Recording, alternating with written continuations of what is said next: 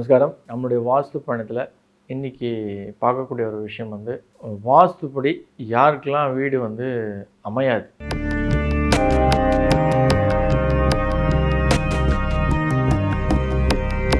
ரகசிய உண்மை நேயர்கள் அனைவருக்கும் என்னுடைய அன்பான வணக்கங்கள், வாழ்த்துக்கள். அரியார்கள் வாழ, ரங்கன் நகர் வாழ, ரகுப்பந்தன் தமிழ் நூல் வாழ, கடல் சூழ்ந்த மண்ணுலகம் வாழ, மனவாள மாமணியை இன்னும் ஒரு 100 ஆண்டு வாழியே. எந்த மாதிரியான விஷயங்கள் முதல்ல அடிப்படையில் அவங்களுடைய வாழ்க்கையில் மாற்றிக்கணும், அதை மாற்றிட்டக்கப்புறம் தான் அவங்களுடைய வாஸ்துப்படி ஒரு வீடுடைய தேடல் இருக்கும். என்ன தான் வாஸ்துப்படி அவங்க வீடு கட்டிட்டாலும் அவங்கள அந்த வீடு இருக்க விடாது. இது குறித்து நம்ம ரொம்ப டீட்டெயிலாக விலாவாரியாக பார்க்கலாம். வாஸ்து சாஸ்திரம் நம்ம ஏற்கனவே பார்த்த மாதிரி பஞ்சபூதத்துடைய தாற்பயத்தில் வழிநடத்தப்படுகின்ற ஒரு விஷயம். அதில் எல்லளவும் சந்தேகம் கிடையாது. நிறைய வீடியோவில் பேசியிருக்கோம். உலகத்தில் எந்த மூலையில் வாழ்ந்தாலும் காற்று இல்லாமல் யாராலும் உயிர் வாழறதுன்றது சாத்தியம் கிடையாது. அதே போல் நீர், மேலை நாடுகளில் சொல்லலாம் நாங்கள் டயட் கோக் சாப்பிட்றோம், இல்லை நம்மளே கூட இங்கே ஃப்ரூட்டி சாப்பிட்றோம், இல்லை பெப்சி சாப்பிட்றோன்னு சொல்லலாம். ஆனால் பட் தாகம் அடங்கணும் அப்படின்னா அதுக்கு வந்து நீர் அப்படிங்கிறது இன்றியமையாத ஒரு விஷயம். அது இல்லாமல் பண்ண முடியாது. அதே போல் பஞ்சபூதத்தில் நெருப்பு, இது வந்து ஒரு முக்கியமான ஒரு தத்துவம். அந்த உணவு நம்ம தயாரிக்கணும் அப்படின்னா நெருப்பின்றி பண்ண முடியாது. பல முக்கியமான விஷயங்கள் நம்ம டே டு டே லைஃப்பில் நம்ம செயல்பாடு கொண்டு வரணும் அப்படின்னா நெருப்பு வந்து ஒரு மிகப்பெரிய வைட்டல் ரோலை ப்ளே பண்ணும். இது மாதிரி ஆகாயமும் சரி, பூமியும் சரி, இந்த பூமியில் தான் நம்ம வாழ்ந்துட்டுருக்கோம். ஆகையால் பஞ்சபூதங்களுடைய வழிநடத்தலின்றி நம்மளுடைய ஒரு ஸ்டெப்பும் வந்து இன்றைக்கி நடைபெறாது அப்படின்றது தான் இதனுடைய உட்தத்துவம். சில மேதாவிகள் பேசுகிறதுக்காக வாதத்துக்கோ இல்லை வந்து விதண்டாவாதத்துக்கோ நம்ம அந்த சப்ஜெக்ட் உள்ளே போக வேண்டாம். பட் இதுதான் நிதர்சனமான ஒரு உண்மை. இது எல்லாருக்குமே வந்து உடனே புரியலனா கூட நிச்சயமாக போக போக அவங்களுடைய வயது நாள்பட அறிவு வளர வளர உண்மை தத்துவம் அவங்களுக்கு புரியும். ஏன்னா எல்லாமே வந்து ப்ரீ டிட்டர்மெண்ட் அப்படின்றது அவங்களுக்கு வந்து மேபி இம்மீடியட்டாக தெரியாது. பட் ஆனால் ஷார்ட் பீரியட் அவங்க அனுபவிக்கின்ற அந்த வலியும் வேதனையும் தான் அவங்களுக்கு வந்து நிச்சயமாக புரிய வைக்கும். இது அதுவும் எஸ்பெஷலி வாஸ்து சாஸ்திரத்தில் முதல் யார் வாஸ்துவுடைய அந்த எஃபெக்ட் அவங்கள போய் தொடும் அப்படின்னா யாரெல்லாம் வாஸ்துவை ஏளனமாக, கிண்டலாக, கேலியாக பேசினாங்களோ அவங்க தான் இம்மீடியட்டாக வாஸ்துவுடைய பேராமீட்டருக்குள்ளேயே வருவாங்க. எனக்கு தெரிஞ்சு என்னுடைய அனுபவத்தில் கிண்டல் கேலி பண்ணவங்க தான் வந்து, சார் நீங்கள் சொன்னது 100க்கு 100 உண்மை சார், எங்கள் வீட்டில் இந்த தவறு இருக்குது, நான் இதை மாற்றிக்கணும், நீங்கள் எப்போ வரீங்க அப்படின்றது நான் கேட்டு சலிச்சு போன ஒரு விஷயம். அந்த வழியில் பார்த்தீங்க அப்படின்னா எங்களுடைய ஆண்டாள் வாஸ்துடைய ரீசர்ச் ஃபைண்டிங்கில் ஒரு சில தொழில்கள் வந்து பெரிய பாதிப்புகளை கொடுக்கக்கூடிய ஒரு விஷயங்களாக இருக்கிறது. அதில் வந்து இந்த வட்டி தொழில் அப்படின்றது வந்து பிரதானமாக சொல்லக்கூடிய செய்யவே கூடாத ஒரு தொழில். இன்றைக்கி இது குறித்து நிறைய வீடியோஸ் பேசியிருக்காங்க நிறைய பேர்.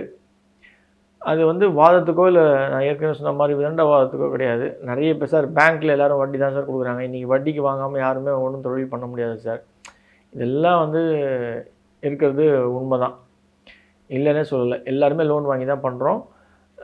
அட் சம் பாயிண்ட் லைஃப்பில் வந்து ஒரு சில காரியங்கள் பெறணும் அப்படின்னா நம்ம அந்த ஒரு வலையில் நம்ம விழுந்துருவோம். பட் இதை வாங்குறவங்க 2ஆம் பட்சம். அது கொடுக்குறாங்கல்ல, யார் வட்டிக்கு கொடுக்குறாங்களோ அவங்களுடைய லைஃப் அப்படின்றது வந்து ஒரு பெரிய இஷ்யூவான ஒரு விஷயமாக போகுது. அப்பார்ட் ஃப்ரம் பேங்க், நீங்கள் கேட்கலாம், நீங்கள் பேங்க்கில் இருக்கவங்களும் பேங்க்கில் வேலை செய்கிறவங்களுடைய குடும்பங்கள் நம்ம ரிசர்ச் ஃபைண்டிங்கில் பார்க்கும்போது நிச்சயமாக அவங்களுடைய குழந்தைகள் அப்படின்றவங்க வந்து கணவன் மனைவியை பிரிந்து, இவங்க வந்து பிள்ளைகளை பிரிந்து வெளிநாட்டில் இல்லை வெளி மாநிலங்களில் இருக்கிறதும், அந்த வயதான காலங்களில் இவங்களுடைய தனித்து விடப்படுறதும் நம்ம பார்க்கக்கூடிய ஒரு நிதர்சனமான ஒரு உண்மை.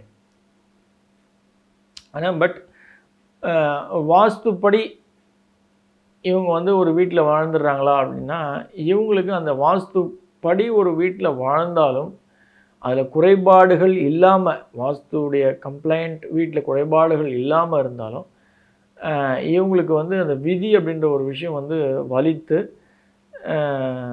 இவங்கள பிரிக்கிறது நம்ம கண்கூடாக பார்க்கலாம். இவங்களே அந்த வாஸ்து சோ கால்ட் கம்ப்ளைண்ட் வாஸ்து ஹவுஸில் வசிக்கிறதுக்கு வாய்ப்பை இந்த பிரபஞ்சம் கொடுக்கறதில்ல. இதுதான் நிதர்சனமான உண்மை. இது என்னுடைய ரொம்ப வெல் நோன் கிளையண்ட்டு. பேர் நம்ம பேச வேண்டாம். அவங்களுக்கு வந்து வாஸ்துப்படி அவங்க கட்ட ஆரம்பிக்கும்போது நம்ம சொன்ன ஒரு காலங்கள் உண்டு. ஆனால் பட் அதனுடைய முக்கியத்துவமும் அதனுடைய அவசியமும் ஒரு சில வருடங்கள் கழிந்தக்கப்புறம் தான் அவங்களுக்கு அதனுடைய மகத்துவம் தெரிஞ்சுது. அதனால் அவங்க அந்த வீடை விட்டு அவங்கக்கிட்ட இருந்த இன்னொரு பிளாட்டில் அவங்க கட்டுறதுக்கு என்னை கூப்பிட்றாங்க. நான் போகிறேன். போயிட்டு பார்க்கும்போது அவங்கக்கிட்ட ஒரு 4-5 there are very big shot. அவங்களுக்கு வந்து ஒரு இருந்த 5 பிளாட்டில் நான் சொன்னது 3 பிளாட்டை விற்றுருங்க அப்படின்னு சொல்லிட்டேன். ஏன்னா எல்லாமே வந்து தவறான ஒரு அமைப்பில் இருந்த ஒரு பிளாட்ஸு. அந்த 2 பிளாட்டில் இருக்கிறதுல பெஸ்ட் பிளாட்டை செலக்ட் பண்ணி இதில் வீடு கட்டுங்க அப்படின்னு அவங்களுக்கு வீடை கட்ட ஆரம்பித்து பிளான் போட்டு கொடுத்து எல்லாமே பண்ணி முடித்தோம். கிரகப்பிரவேசமும் பண்ணியாச்சு. பட் காலத்தின் கோலம் பாருங்கள், விதி எப்படி விளையாடும் அப்படின்றது. அந்த வீடு அவங்க கட்டி முடித்து கிரகப்பிரவேசம் முடிக்கிறாங்க. இவங்களுக்கு அந்த வீட்டில் வசிக்கிறதுக்கு வாய்ப்பு இல்லை. அவங்க தன்னுடைய மகனுடைய வீட்டுக்கே போக வேண்டிய ஒரு காலகட்டாயம், ஒரு சூழ்நிலை அந்த மாதிரி ஏற்படுத்தி அவங்க கணவன் மனைவியும் தனித்து வாழ்ந்தவர்கள். நல்ல வீடு கட்டியும் அவங்க வந்து they're force to not be in that house. அவங்க கணவன் தன்னுடைய மகனோட போய் ஒன்றா சேர்ந்து வாழுறாங்க. ஒரு விதத்தில் நல்ல ஒரு விஷயந்தான். பட் இருந்தாலும் அந்த ஒரு த பெஸ்ட்டு தெருக்குத்தூரில் நல்ல வாஸ்து கம்ப்ளைண்ட் பொருந்திய ஒரு வீட்டில் அவங்களால வசிக்கிறதுக்கு முடியல. இது ஏன் அப்படின்னா, அவங்களுடைய தொழில், அவர்கள் செய்த உபரி தொழில் அவர்களுக்கு இந்த ஒரு பாதிப்பை கொடுக்குறது. அவங்களுடைய காலம் பாருங்கள், ஒரு நல்ல ஒரு சமுதாயத்தில் நேர்மையாக வாழ்ந்தவங்களுக்கு வாடகை கொடுத்துட்டு, அது அவங்களுடைய விதி, வாடகைக்கு விட்டுட்டு அந்த வீட்டை அவங்க போகிறாங்க. அவங்க போய் தன் மகனோட தன்னுடைய காலத்தை கழிக்கிறதுக்கு போகிறாங்க. ஒரு விதத்தில் இந்த வீடு வந்து வாஸ்து அதனுடைய அமைப்பை கொண்டு வந்து தன் பிரிந்திருந்த மகனோட ஒன்று சேர்றதுக்கான வழியும் அமைச்சு கொடுத்தது. ஆனால் பட் அந்த வீட்டில் அவங்க மகனுடைய வீட்டில் குறைபாடுகள் இருந்தாலும் ஒரு பெட்டரான ஒரு சந்தோஷமான நிறைவான ஒரு வாழ்க்கையை கொடுக்குது. ஆனால் ஒரு வாஸ்து கம்ப்ளைண்ட்டுடைய வாழ்க்கையை அவங்களால வீட்டில் வசிக்கிறதுக்கு வாய்ப்பை கொடுக்கல. இது ஒரு சம்பவம். நான் இது எதுக்கு தான் இங்கே சொல்கிறேன் அப்படின்னா, சிலர் வந்து பூமி மண்ணை வந்து நான் ரியல் எஸ்டேட் சொல்ல இந்த இடத்துல மண்ணை வெட்டி விற்கிறத வந்து பார்ப்போம். ஆற்று மணலாக இருக்கட்டும், இல்லை ஏரி மண்ணாக இருக்கட்டும், சவுடுன்னு சொல்லுவாங்க, அந்த மண்ணை வந்து பண்ணுறவங்க, அது பிஸ்னஸாக பண்ணுறவங்க. அதே போல் தண்ணீர், இந்த நீரை இன்றைக்கி வந்து ஆக்வா வாட்டர் அப்படின்ற பாட்டிலில் கொடுத்து அந்த வாட்டரை வந்து கேனில் பெரிய பெரிய 20 லிட்டர்ஸ் கேனில் அடைச்சி ஒரு மிஷினரியாக ரன் பண்ணக்கூடிய வாட்டர் பிளான்ட்டாக இருக்கலாம். அப்படி இல்லைன்னா லாரியில் வந்து சம்பில் ஃபில் பண்ணக்கூடிய பிஸ்னஸ் பண்ணக்கூடிய ஒரு சில குடும்பங்களாக இருக்கலாம். இந்த தண்ணீரை யார் பணத்துக்காக விற்கிறாங்களோ, நீங்கள் கேட்கலாம், சார் இன்றைக்கி டே டு டே லைஃப்பில் எல்லாருமே வந்து தண்ணியை வந்து நம்ம வாங்கி தானே சார் ஆகணும். அது குடிக்கிறதுக்காக இருக்கட்டும், இல்லை நம்ம ஸ்கேர்சிட்டி இருக்கும்போது, இல்லை ஹார்ட் வாட்டர் இருக்கக்கூடிய சில இடங்களில் நம்ம தண்ணியை வந்து ஃபில் பண்ணி சம்பை ஃபில் பண்ணி வெளிலேருந்து வாங்கி பண்ண ஆகணும். அப்போ ஏதாவது ஒரு மோட் ஆஃப் வழியில் தான் ஒருத்தர் வந்து அவங்களுடைய வாழ்க்கை பயணத்தை நகர்த்த வேண்டும். அவங்க அந்த வேலையை செய்கிறாங்க. இதில் என்ன தவறு? பட் இது செய்யறதுல தவறுன்றது இருந்தாலும் நான் சொல்லக்கூடிய ஒரு விஷயம் சாஸ்திரத்தில் இதுக்கு இடம் கிடையாது. தண்ணீரை, பூமியை, அதாவது மண்ணை,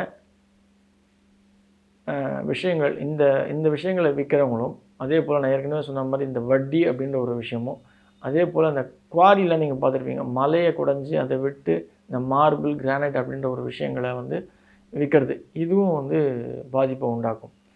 இந்த மாதிரியான விஷயங்கள், தொழில்கள் செய்கிறவங்க நிச்சயமாக பாதிப்பு அடைகிறாங்க அப்படின்னா நிச்சயமாக அடைகிறாங்க. அது யாரை வந்து பாதிக்கும் அப்படின்றது தான் முக்கியமான ஒரு விஷயம். அவங்க சந்தோஷமாக, திருப்தியாக பார்க்கக்கூடிய அவர்களுடைய பிள்ளைகளை தான் முதல்ல பாதிக்கும்.